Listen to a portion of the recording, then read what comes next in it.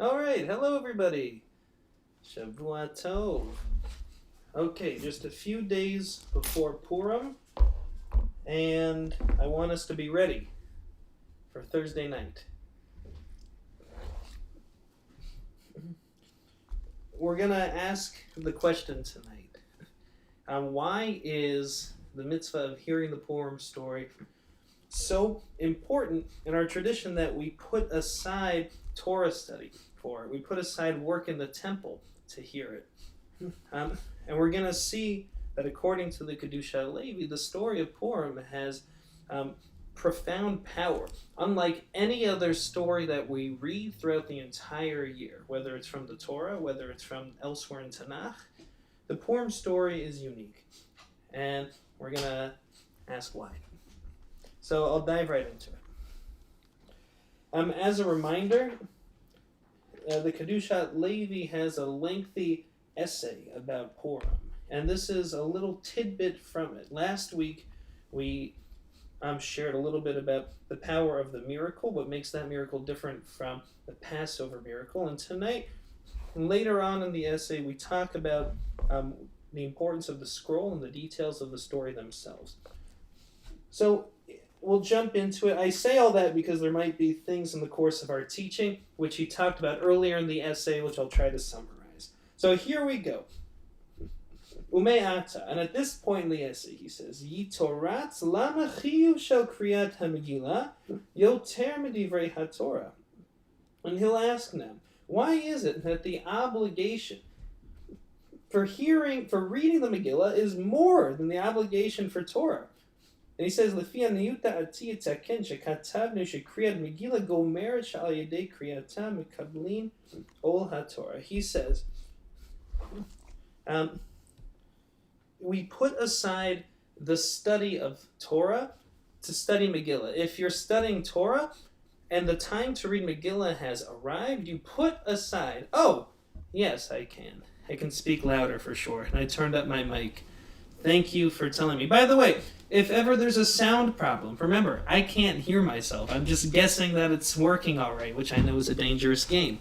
But I'll invite you to let me know. Let me know if the volume is all right. Also, test the volume on your computer, please. So, here we go.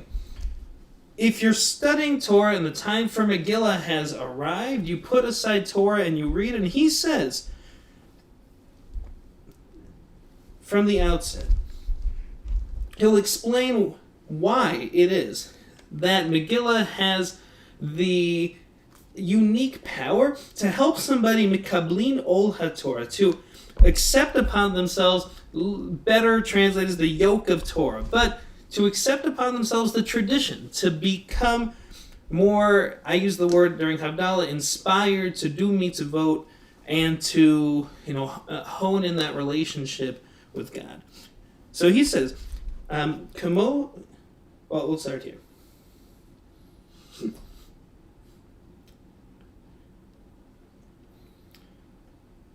Where do I want to start here?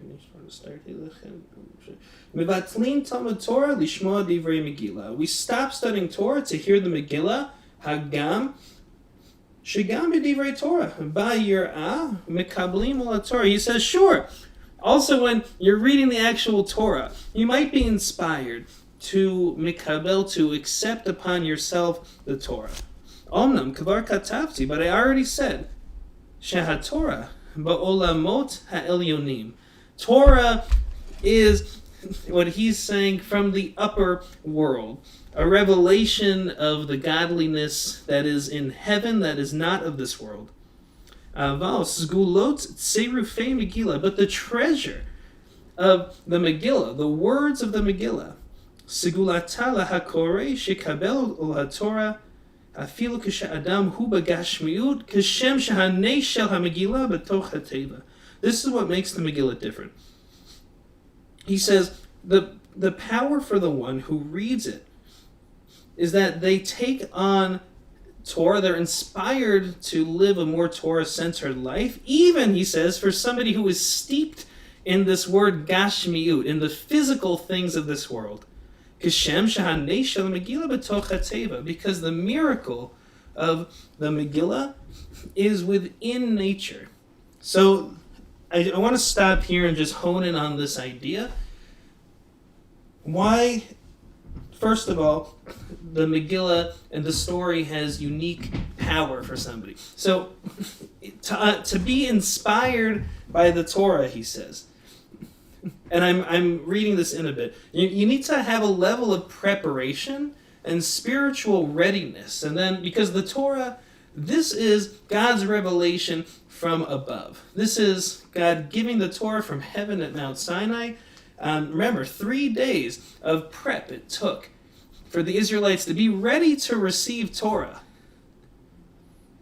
And so to hear Torah and to be moved by it, he says it's not impossible, but it's not like the Megillah. See, the Megillah, its story, the miracle, takes place within nature itself.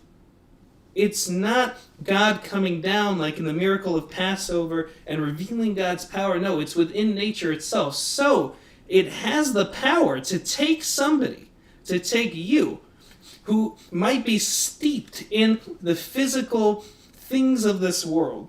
All of the things that make the Megillah such a fun story, the superficiality of this world, the monetary worries we have about getting, losing money, getting money, the randomness of this world, the fact that, it appears that, we can't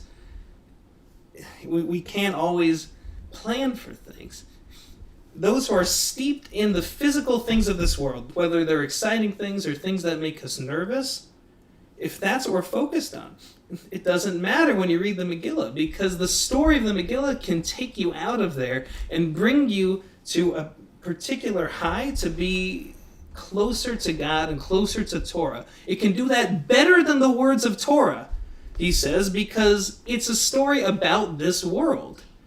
The Megillah itself is, I believe he'll say it in a second, so if we read it again, you'll forgive me, but the Torah is, he says, Ba'olamot ha'elyonim, that is of the upper worlds, and then the Megillah. This is a miracle about this world, so it can take somebody steeped in the cares of this world and bring them to an elevated place. Well, let's keep going. And by the way, of course, I always welcome questions, comments, concerns in the chat. So let's keep it. He says, Lechen, hakorei afilu hagashmiut sheba. Therefore, even the one who reads just the physical things in the story, even if you're not a mystic and you're reading the Megillah and you're taking the letters and you're holding in your head God's name and you're doing, Kabbalistic combinations, even for the one who just listens to the details of the story, what happens to Vashti, what happens to King Ahasuerus, the beauty pageant, the drinking parties. If you just listen to that, Mikabel alav ol haTorah, one acquires the yoke of Torah on themselves just from listening to the details of the story. V'lachen hu chiyuv yoter midivra Torah. Therefore, it is of a higher obligation than studying Torah. V'samchu shel Beit Rabbi lebatzla avor mikra Megillah. And in Beit Rabbi, they decreed that they would stop studying Torah in order to read the Megillah for just this reason. Again, because this world that we live in is one of physical concerns. It's one where it appears like it's easy to get bogged down in what we might call the mundane details of life. But in the Purim story, it's like it takes that and it elevates. It says, but if you just listen to the mundane details in the story, then you feel a sense of godliness. You feel it in the story, and so you extend that into your world too, and you feel it in the mundane details even in your own life. It has that power. And he continues, V'lachen hakorei l'mafreya b'chol hashon lo yatsa, v'gam tzarich l'koratza b'sefer uvidyo. He says, therefore, the one who reads it after Purim, and the one who reads it in any language besides Hebrew, and also doesn't have that he says they don't fulfill the obligation, and also he says it's necessary to read it in a scroll and in ink. So I know this is hard for this year because many of us won't be in shul to hear the Megillah read, from a scroll itself. But I want to mention, first of all, why it is important to hear it from a scroll if you can. But second, just give credence to what he said earlier when he says listening to the details of the story has power. But here, having the physical thing, having the scroll is so important if you can, because this is a miracle that took place within the physical world. Unlike the Torah, the story of Purim represents God's life force that comes from the Kedushat Levi's words in a little bit, but the life force that is in this world. And so because the miracle takes place steeped in the concerns of the physical world, we need even more so to have the physical thing, like a Megillah, a scroll, ink, in front of us, as if to say that, the miracle being so materialistic, like so physical, you actually need something physical, to go deeper into it, to experience the miracle even more, the miracle that happened in this world of Gashmiut, in the world of material, physical things. You need a material, physical thing in order to elevate it. And Yocheb, I see you had a comment, but I'll translate it in a little bit. Because know this, he says.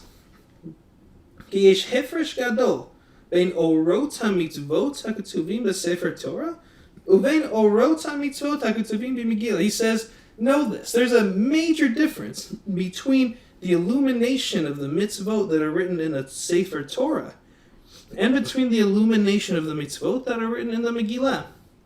Ki b'sefer Torah, in the Torah, he says, v'yitzgalia kol ha'devarim ha'ech la'avod et haborei baruch hu l'kayim mitzvotav.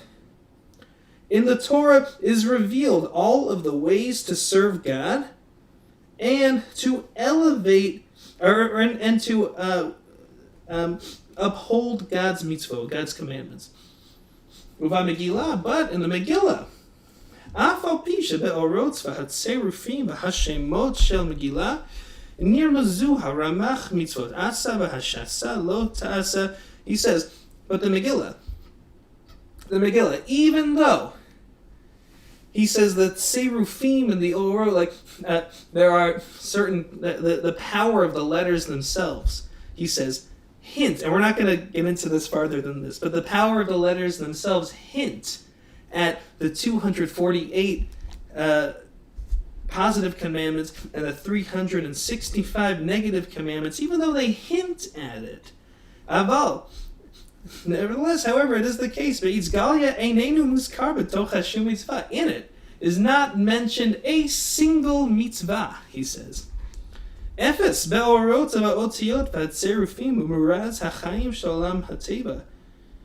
but it's clear here that the illuminations and the letters and the combination of the words in the Megillah hint Merumaz hachayim shalom hateva. It's a hint about the life force in the physical world. That is to say, when you read it, you have a sense that there's something much bigger going on. And that's a sense that impacts us. That's a sense that once we internalize it, helps us to see it in the world around us too. He says, Kamo hanes shehaya betoch hatva'im hema mitzvot haTorah. And this is a beautiful idea that I'll just mention here. He says, like the miracle that was entrenched in nature, so too this is like the mitzvot to the Torah.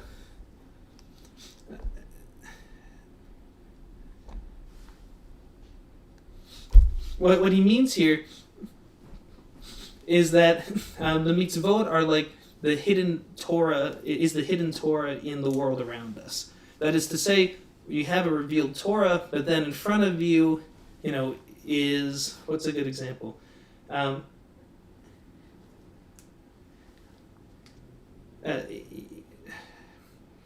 You have the Torah, but then it's a Friday night, And without the Torah, you might not know that we light candles on a Friday night. You might not know that we observe Shabbat on the seventh day. And so the Torah is an illumination for the world around us. And the mitzvot, the ways that we keep the mitzvot, is like the revelation in nature of the Torah. Okay, great tangent. We'll go back now to Megillah. He says, "V'tam hadavar shehatorah shehuba olomot elyonim v'al shemayim kevodo v'shem elhuto be'itzgal." He says the reason for this is that the Torah, this is the upper world, and its glory is from heaven. V'sham elhuto be'itzgalia, and there, God's godliness is revealed. Aval b'Megillah, but in the Megillah, shehu merumaz al olam hazeh, the Megillah hints at this world, not olam ha'elyon, not some kind of elevated godly realm, but it's a story about this world. Olam hateva, the world of nature. Olam hazeh, olam hateva, and in this world, elhuto umalchuto behester, God's kingship, God's godliness is hidden. Lachen, therefore, gam mitzvot haborei. Also, the mitzvot of our Creator, betocho hester, in it are hidden. Rak al yedei tzerufim be'orot kavu Mordechai ve'Esther ha'orot shel haTorah shebe'olam ha'teva. It was only by the letters and the combinations which Mordechai and Esther fixed that the illumination of the Torah became accessible in this world. And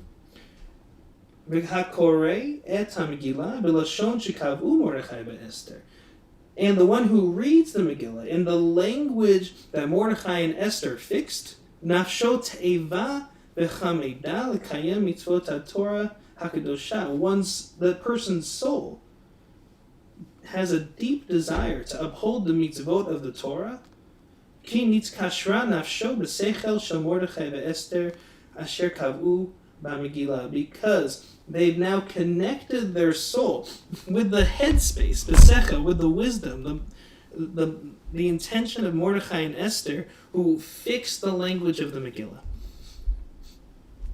Second reason why it's so important to, if you can't read it from a scroll or at least hear it read in Hebrew, is because you connect your soul with the soul of Mordechai and Esther, who fixed those words. He says that Mordechai and Esther, and remember, it was at the end of the Megillah that Mordechai, that it's written that we should read this Megillah every year, this story.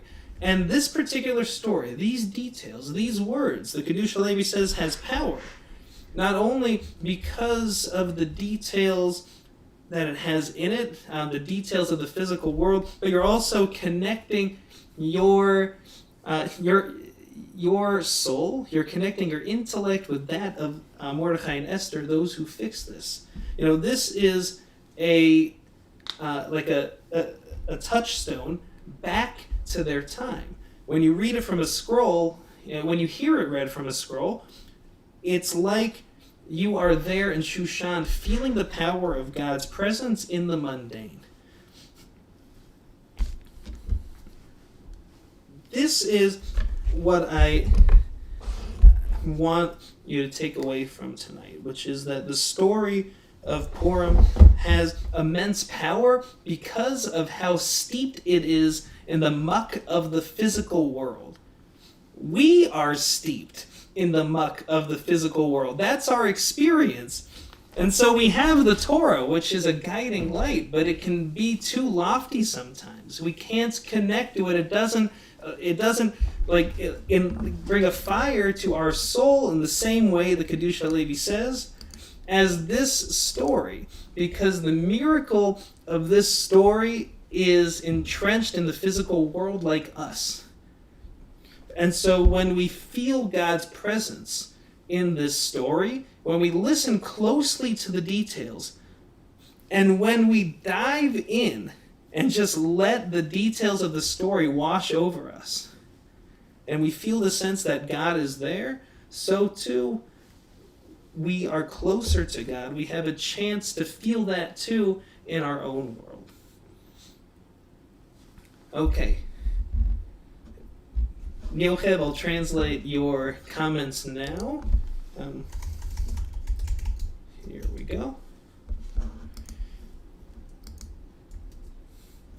You say, it is very transcendental. God is not mentioned once. It is hidden. However, the miracle is made known and makes Hashem known. It elevates us to elevated steps of faith and closeness. Yes, and I want to connect this back to what we talked about last week. God is completely hidden in this. Yet we have a sense of God's power, and we want to connect to God, and we feel a longing, says the Kedushat Levi here, when we hear this, to observe mitzvot, a longing to be closer to God. Last week we talked about two different kinds of kings. The king who defeats all of his foes with his great army, and expansive arsenal. And then we talked about a king who's able to survive alone, hidden in a forest for a month. A month is a random amount of time I just chose. But you get the idea. It's a different kind of power. And that's the kind of king you want to follow out of love, not the one with the expansive arsenal you follow out of fear, the God of the Passover story. This is a holiday we celebrate the fact that God is completely hidden around us. We lean into that. We even have a scroll. We say it's more important to read the story from a scroll, to have that physical thing, than it is even to study Torah. Because we can find God in the muck around us. The Kedushat Levi says, at this particular time, it's an auspicious moment in the calendar, where at the right time, with the right words and the right story, you elevate your whole physical setting. Yochel, your second comment says, in fact, the story moves us out of ourselves and shows what the Rabbi said, it's me in previous weeks, to approach God out of love and not just out of fear. Yeah, that sense of being transcendental. The story helping us to elevate the physical muck of the world around us. Now let me see here. Yochel, you had one more comment. You say, can I talk a little bit more about mitzvot implicit in the Megillah? The details. Yochel, which mitzvot are you talking about? You mean what he says earlier about how the Tserufim, the combination of the letters, hints at the mitzvot? I'm not sure exactly what you're implying, but I will mention one more time this important feature. We don't all have a scroll to read from. I'll mention that the scroll again is important because it's another way to bring God through the physical world. You have the scroll, the ink, the parchment in front of you. This is a holiday where we celebrate God's being hidden in the physical things around us, like a Megillah. But at the same time, he said, there's a power in listening to the Gashmiut Shabbat, to the physical things in it. Are there mitzvot in the Megillah? There are no Torah mitzvot in the Megillah. There are Purim mitzvot in the Megillah. You'll find in the Megillah the mitzvot for Mishloach Manot, Matana Evyonim, and Mishteh, and also for reading the story. So the mitzvot of Purim are in the Megillah, but there's no mitzvot like the ones you see in the Torah, like in Parshat Mishpatim we read last week. You won't find any mitzvot like that in the Torah. You'll find lots of them like that in the Torah. You won't find any mitzvot like that in the Megillah. Just want to know about the implication of some mitzvot, you say, Yochel. Of some mitzvot, okay.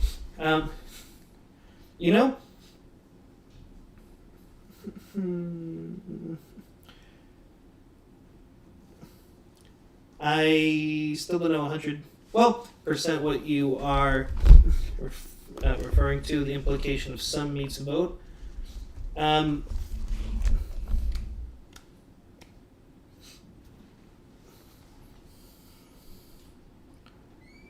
We talked a little bit about the mitzvah of reading the Torah, about connecting back to Mordechai and Esther. Yocheb, here's what I'm going to ask. Why don't you write me an email, and then next week for Hasidut, or in that email, I'll address that question, because it could use some more clarification what exactly you'd like. So with that, everybody, I hope you have a meaningful Purim this week. Even if you can't hear it from a scroll, you can't hear the story, find a YouTube. I know at 5:45 Pacific time out here in California, during our normal afternoon and evening service, you can join us here on YouTube to hear the Megillah read. Okay, and do that. Listen to it in the language of Mordechai and Esther, so you can kind of connect your intellect with theirs, the ones who actually created this very powerful story, the ones who wrote it down in this language. And before that, I would challenge you to read the story yourself in whatever language you speak, so that way when you hear it, you can focus on the mundane details, and through that, elevate the mundane details in your own life. Okay, I'm going to put my email in the chat. Now, one time I put my email in the chat, and for whatever reason, it didn't go through. But my email is srotenberg@sinaitemple.org. If you ever have a question from one of these classes, you can always email me at srotenberg@sinaitemple.org. Okay, I wish you a wonderful Purim. Don't get too bogged down by the physical things around you, because God is much closer than you think. With that, everybody, Shavua Tov. Have a great week ahead, and looking forward to more learning in the